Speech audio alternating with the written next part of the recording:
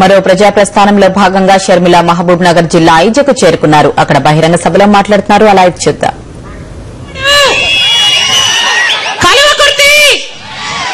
రాజీవ్ బీమా ఎత్తిపోతల పథకం, కోయిల సాగర, ఇవన్నీ ఇక్కడ చేసి 7,000 కోట్లు ఖర్చైనా సరే 8 లక్షల ఎకరాలకు నీళ్లు వస్తాయని ఈ ప్రాంతానికి ఈ మేలు తప్పకుండా చేయాలి అని భావించారు. రాజశేఖర రెడ్డి గారు బ్రతుకున్నప్పుడు ఈ ప్రాజెక్టులన్నిటికీ సంబంధించి 75% పనులు పూర్తి చేశారు. ఇక మిగిలింది 25% పనులు మాత్రమే. ఆ 25% పనులకు ఇప్పుడున్న సర్కారు 3 సంవత్సరాలు టైం తీసుకున్నా చిత్తశుద్ధి లేదు కనుక ఎక్కడ పనులు అక్కడే ఆగిపోయాయి. కేవలం మాట వరుసకు పోయిన నెలలో సెప్టెంబర్ లో ముఖ్యమంత్రి గారు వచ్చి నెట్టెంపాడు రాజీవ్ బీమా కలవకుర్తిని ప్రారంభోత్సవాలు చేశాడు.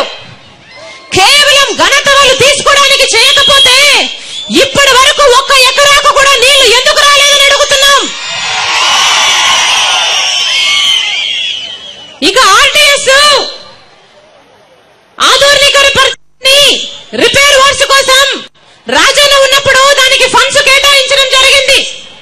కానీ ఇప్పుడున్న ప్రభుత్వము ఏమాత్రం పట్టించుకోకుండా పూర్తి నిర్లక్ష్యం చేసి దానికి అస్సలు నీళ్లు రాకుండా చేసింది. ఇక్కడ ప్రజలు ఈ రోజు కష్టపడుతున్నారంటే అది సర్కార్ది కాదా అని అడుగుతున్నాం. మేము నడుచుకుంటూ వస్తుంటే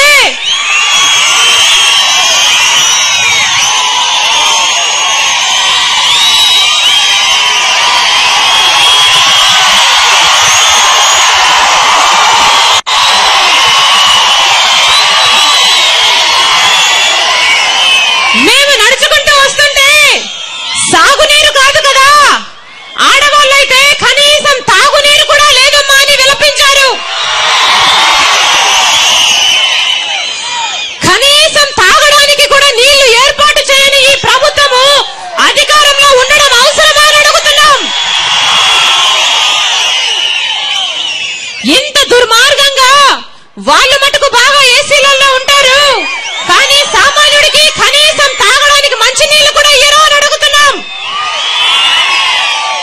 రైతన్ననైతే పూర్తిగా నిర్లక్ష్యం చేసింది ఈ ప్రభుత్వం. రాజన్న బ్రతుకున్నప్పుడు రైతే రాజు, రైతు పక్షాన నిలబడ్డాడు, రైతు కావాల్సిన సమస్తాన్ని సమకూర్చాడు. 7 గంటలు ఉచిత విద్యుత్ ఇస్తానన్నాడు, ఇచ్చి చూపించాడు.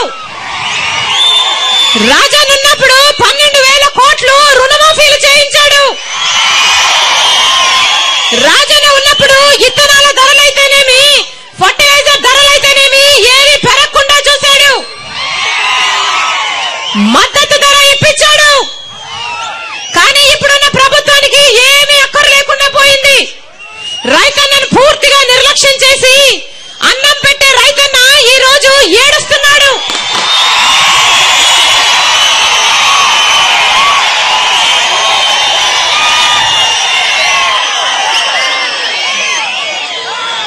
ఈ పాపము ఈ సర్కార్ది కాదా అని అడుగుతున్నాం.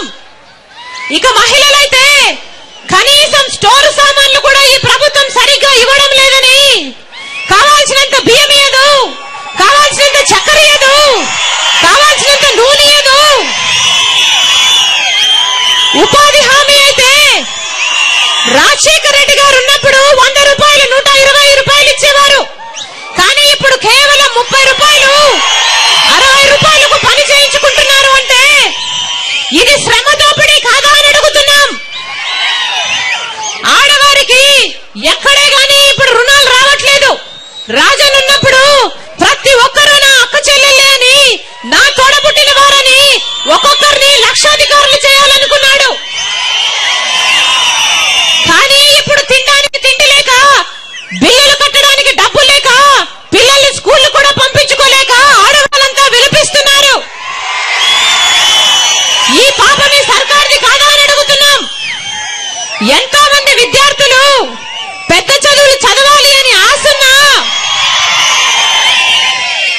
చదవలేని స్థితిలో ఉన్నారు.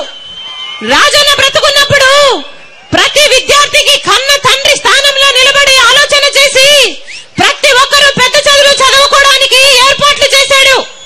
ప్రతి ఇంట్లోనూ ఒక డాక్టరో, ఒక ఇంజనీరో, ఒక కలెక్టరో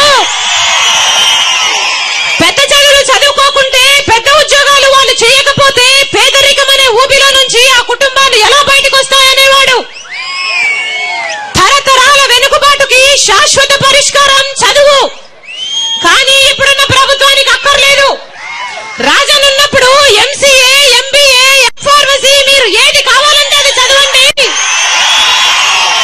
ప్రభుత్వమే డబ్బు కడుతుందనేవాడు.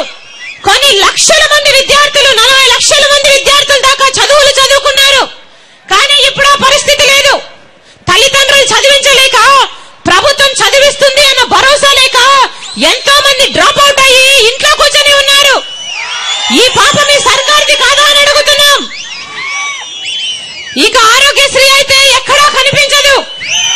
రాజన్ ఉన్నప్పుడు ఎంతో మందికి గుండెల ఆపరేషన్లు లక్షలు ఖర్చు పెట్టి చేయించాడు. ఇప్పుడు ఏమైందని అడుగుతున్నాం. ప్రధానమైన రోగాలన్నీ కార్పొరేట్ హాస్పిటల్ లిస్టులో నుంచి తీసేసింది ఈ ప్రభుత్వం. ఇప్పుడు సామాన్యుడికి జబ్బులు వస్తే మళ్ళీ గవర్నమెంట్ హాస్పిటల్కే పోవాలట. ఈ ముఖ్యమంత్రి గారికో, ఆయన మినిస్టర్లకో, ఆయన ఎమ్మెల్యేలకో జబ్బులు వస్తే వారే పోరు గవర్నమెంట్ హాస్పిటల్ కి. వాళ్లకు తెలుసు అక్కడ సూదులుండవు, వైద్యులుండరు, అక్కడ కనీసం మాత్రలు కూడా ఉండవని. కానీ సామాన్యుడి మటుకు మళ్ళీ గవర్నమెంట్ హాస్పిటల్కే పోవాలట. ఇది ఎక్కడ న్యాయం అని అడుగుతున్నాం.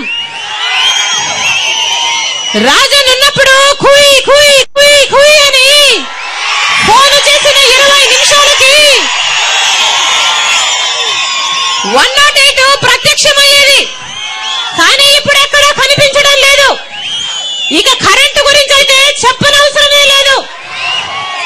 రైతన్నలైతే 2 గంటలు 3 గంటలు వస్తుందమ్మా అంటుంటే చాలా బాధేస్తుంది. రాజన్న బ్రతుకుంటే ఈ రోజు 9 గంటలు ఉచిత విద్యుత్ వచ్చేది. ఇప్పుడున్న ఈ ప్రభుత్వము ఈ ఉచిత విద్యుత్ ఎత్తేసినా దిక్కులేదు.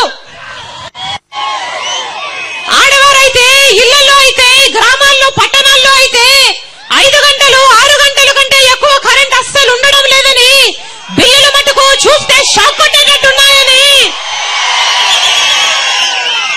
ప్రతి ఒక్కరూ అంటున్నారు.